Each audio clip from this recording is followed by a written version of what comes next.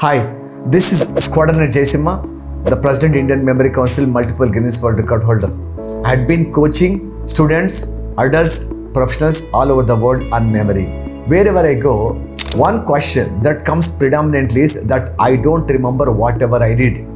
First of all, understand one thing, that everything we see, we do, we read, we write, we say, we hear, brain doesn't remember. Every day we go to many places, we meet many people, we listen to many things, we say many things, we read many things, we write, we go through a lot of experiences. Everything brain doesn't remember. Brain works like the tape recorder. Imagine I'm singing a song, the tape is rotating. Automatically the tape doesn't record the song. If it has to record, someone has to press the record button. Like that, from morning we get up till the night, we go to many places and we meet a lot of people, we say many things, we listen to many things, we read and write. Everything brain doesn't record.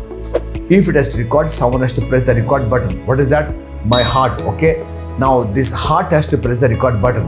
And when will the heart press the record button? Whenever there's an emotion, then automatically the heart press the record button. That's why many of us, we remember what we did as a child. Like we skipped sometimes the school, and then we went to a movie and we broke the neighboring auntie's glass pane, and sometime the teacher has scolded us, and then you got the first prize in the school, or sometime the first your month's salary, time you got married, first time you went to see a girl or a boy, first time you had a baby.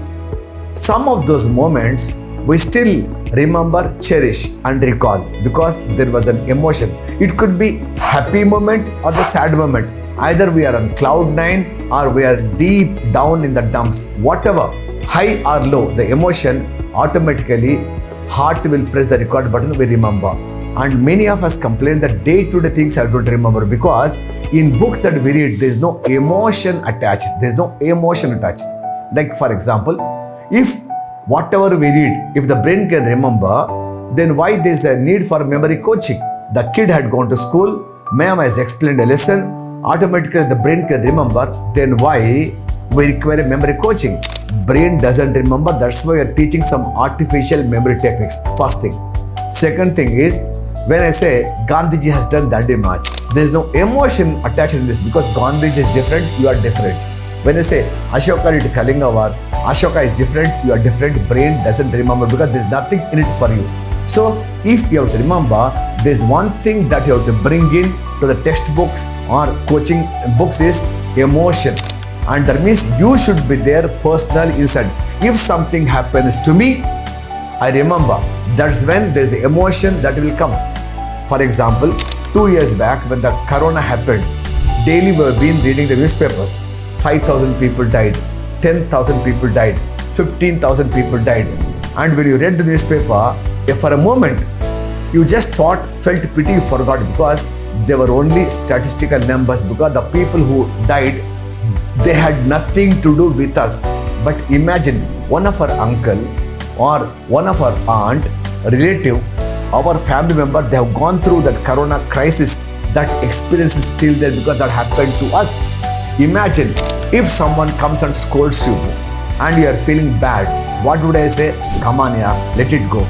You say, yeah, that guy scolded me, yeah, not you. If that fellow would have scolded you, then you would have remembered. That's what you say, right?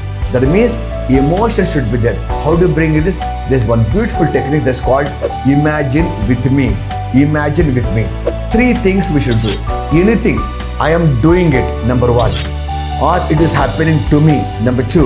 Or it is happening in front of me. If you have these 3 elements, automatically the emotion will come and you see much more attachment in remembering. For example, Ashoka did Kalinga War. Imagine for a moment, the first thing, I am doing it, means you became Ashoka. You have done the Kalinga War. You saw the dead bodies. There is a transformation. You become the greatest Buddhist monarch. This answer you will not forget. Imagine Gandhiji Dandi March. You only become Gandhiji wearing one dhoti, no banyan, no shirt, holding one stick. You are walking very fast. Behind you, lakhs of people are running. and when you went from Sabarmati Ashram to Dandi, now that thing you will not forget at all. That is, I am doing it, means you should be the central character. Indus Valley civilization. Imagine you become the early man. What kind of caves that you are living in? How are you plowing the soil? How are you cooking the food? How are you, lighting the fire? How are you taking bath? If you can put yourself in the shoes, you will remember it automatically. Means I am doing it, number one. Number two, it is happening in front of me. Imagine First World War, Second World War, India-Pakistan partition, or any such incident, okay? India's population problem, any such thing, it is happening in front of me. I am sitting here, right in front of me, it is happening. So if I see it is happening in front of me, in front of my eyes, now that image will stay with me. Number two. Third thing is, it is happening to me. Happening to me means what? Digestive process, okay? If I eat the food, what is happening to me inside? It's happening to me.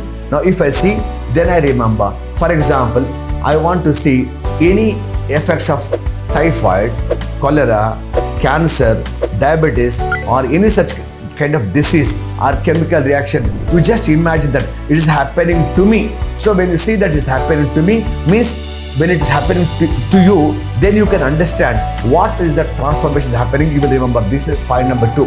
Point number three is, it is happening in front of me. Means World War I, World War II, India-Pakistan partition, American War of Independence, Russian Revolution, right? Anytime, when I see such kind of incident, when I'm reading, it is happening right in front of me. If I imagine, it will stay with me. So these three elements you can bring in to ensure that you remember these things for a long time, because you bring in that emotional element into the textbook. That means whenever you read one question, you must become the central character around which the whole thing is revolving. If it is that's the way, then you can remember. That's the only reason some movies, they become very hit, because when you sit in a movie, now you feel that you are the hero, you are doing it, or imagine that it is happening to you, you are the heroine, or you are the person, it is happening, some injustice happening to you.